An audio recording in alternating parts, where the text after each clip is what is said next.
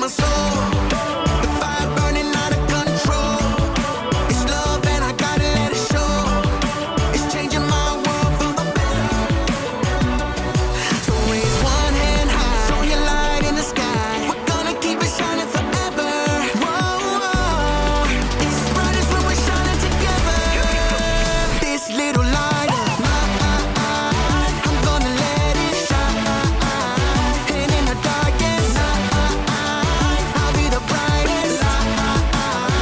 No covering up, no shutting it down, no blowing it out. I'm gonna let it shine. This little light of mine, I'm gonna let it shine. We're shining brighter than the sun.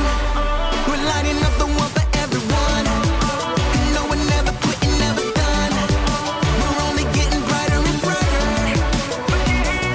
So raise one hand high, show your light in the sky. We're gonna keep it shining forever. Whoa, whoa. It's bright as when we're shining together. This little light of mine, I'm gonna let it shine.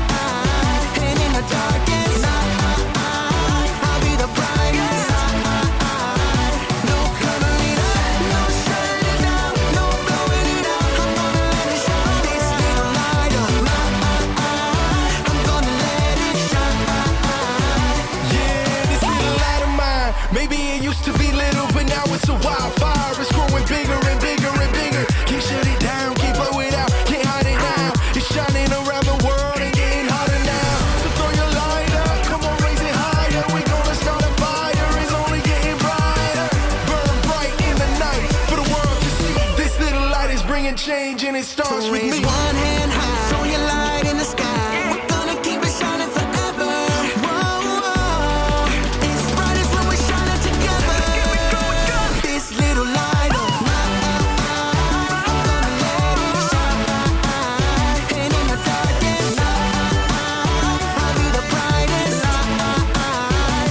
No covering up, no shutting it down, no blowing it out. I'm gonna let it shine. This little light of mine, I'm gonna let it shine. This little light of mine, I'm gonna let it shine. And in the darkest night, I'll be the brightest light. No covering up, no shutting it down, no blowing it out. I'm gonna let it shine. This little light of mine, I'm gonna let it shine. No shutting it down, I'm gonna let it shine around.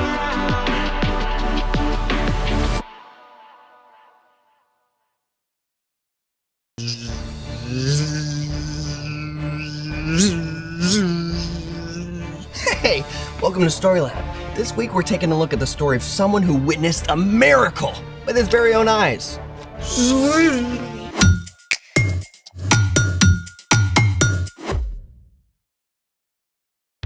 Hey, I'm Zeke. And I'm Carter. All month we're talking about how trusting and following Jesus changes the way we treat others. Everything okay? Sorry. What's going on? One of my best friends just moved all the way across the country. That's tough. But you can still FaceTime, right? Yeah, I guess. I know what you need. What? An epic battle between the forces of good and evil. How is that supposed to help? I don't know exactly, but it always cheers me up. Fair? Great! Then let there be light. Swords. Don't you have a test to study for? Oh, this is all about you, bro. You ready? Let's make it! Today we're gonna make our very own light swords. I grant you, this could be cool. What do we need? Pool noodles, giant rolls of cardboard, high-powered LED lights? Straws. Great, I'll go get... Wait, like drinking straws? Straws! I was picturing something a little more galaxy conquering. These are simply the best for light swords. See what I did there? Simply. I don't see it yet, but okay. Okay, we need 2 straws, black tape, scissors, glue sticks, a glue gun, rhinestones, and these dazzling finger lights. Ooh, I call blue. Then I will get, Red. Okay, for step 1, cut a few strips of black tape and cover the base of the light.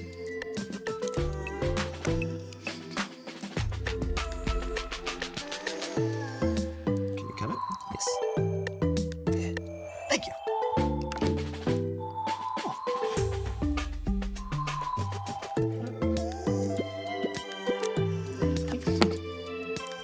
Now for step 2, you're gonna need a grown-up around for this. Prepare the glue gun.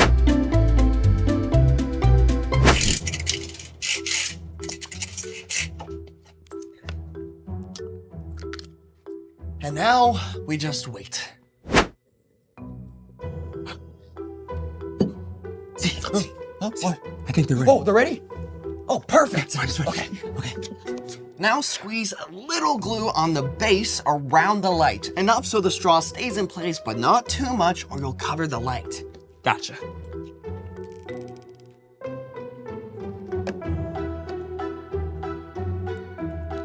Now make sure the straw is straight and hold it for a few seconds so it dries in place.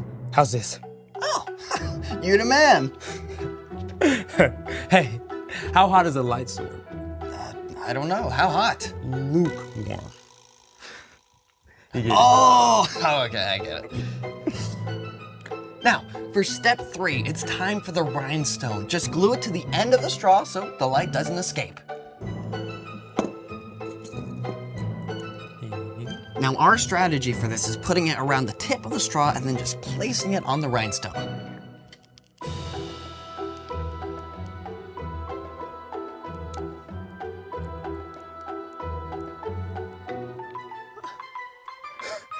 Brilliant and ridiculous. They're like light swords for mice. Mice swords! Can we turn them on? Oh, yeah, let's turn off the lights first. Good idea.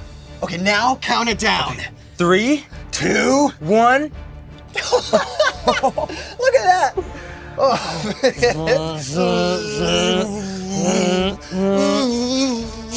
We meet again at last. If you strike me down, I will become more powerful than you can possibly imagine.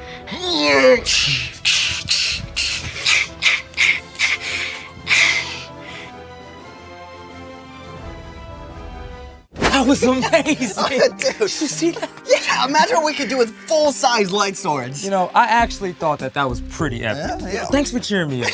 Oh, hey, I've got another mood booster for you. Someone else who saw the light. Bring it on. It's time for... The story before the story. Today we're in the second book of the New Testament, Mark. Mark was a Jesus follower and a close friend and traveling companion of the Apostle Peter. Mark collected and recorded stories from the life of Jesus to make sure they didn't get lost. Everywhere Jesus went, big crowds gathered. No matter how tired he was, Jesus always had time to show kindness and compassion. In chapter 10, Mark writes about Jesus' journey to Jerusalem. Jesus was traveling there for the last time to give up his life. Which is where our story starts. Take it away. Hey everyone! On their way to Jerusalem, Jesus and his followers passed through the large, busy city of Jericho. More and more people gathered until a crowd followed as they left the city. People lined the streets, straining for a chance to see Jesus. Ahead, a man named Bartimaeus sat by the side of the road asking for money. He was blind and he couldn't see a thing, but he could hear all the voices. Look, it's Jesus. I heard he heals the sick. I heard he raised a man from the dead. He fed thousands of people with just a few loaves of bread and fish. He can do anything. Bartimaeus' thoughts must have raced as he listened. At this time, if you were blind, there was no technology to help. You couldn't hold a job, and you had to rely on other people's compassion. If nobody was willing to help, you were stuck, left to beg for money in the streets. It was a very hard life. Desperate not to miss his chance, Bartimaeus began to shout. Jesus, son of David, have mercy on me. The people around Bartimaeus tried to keep him quiet. Who do you think you are? Yeah, Jesus has got important things to worry about. You should just zip it. but Bartimaeus shouted even louder. Jesus, Son of David, have mercy on me! You know what? Even though Jesus was surrounded by a noisy crowd, and even though he was on an important mission, Jesus listened. He heard Bartimaeus, and Jesus stopped. Call for him. Whoa. Hey! Cheer up! Get up on your feet! Jesus is actually calling for you. Bartimaeus leapt to his feet and stumbled toward Jesus, tossing his cloak aside. And that cloak may have been one of the only things Bartimaeus owned, yet he threw aside his most important possession just to get to Jesus. What do you want me to do for you? Teacher, I want to be able to see. Bartimaeus may have heard stories of Jesus before, or he may just have read the excitement of the crowd, but somehow he had the faith to believe Jesus was powerful enough to heal him. Go. Your faith has healed you. I can see! I can see! Can you imagine?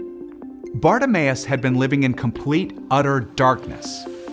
And suddenly, in an instant, light and color explode before your eyes. People and trees and brilliant blue sky. Bartimaeus was so joyful and amazed that he joined the crowd to follow Jesus along the road, marveling at the incredible new world Jesus had opened up for him. The end. I mean, Jesus had big stuff to do, Saving the whole world. but he stopped for one man who needed help. Over and over, Jesus made time for someone who needed him. So What's our part in the story?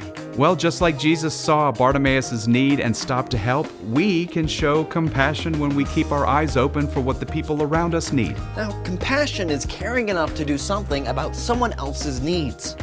So once we see a need, it's important to take action. Yep. True compassion means making time to help others. Like when you're in the middle of a video game and your mom is carrying in groceries from the car. Ooh, that's hard. I hate pausing a game. But you can still pause yourself and help. True story. Maybe taking a few minutes before starting your homework to FaceTime your grandma, because you know she loves to hear from you. Or you could help your dad put together packs with clean socks and snacks to give out to people you see who don't have homes. Yeah, sometimes it's as simple as saying hi to a friend who looks lonely. Or getting up a few minutes early to help your younger brother get dressed and ready for school. I think you got it. And thank you both for taking time to chat with me. See you next time. Bye. So here's the thing. Make time to help others. Speaking of help, you need any help for that test you're studying for? Yeah, I've sort of been avoiding it. Well, I'm here for all your study needs. After a 60-second epic battle. Oh, you are on! Thanks for joining us in the Story Lab. See you next time. Okay.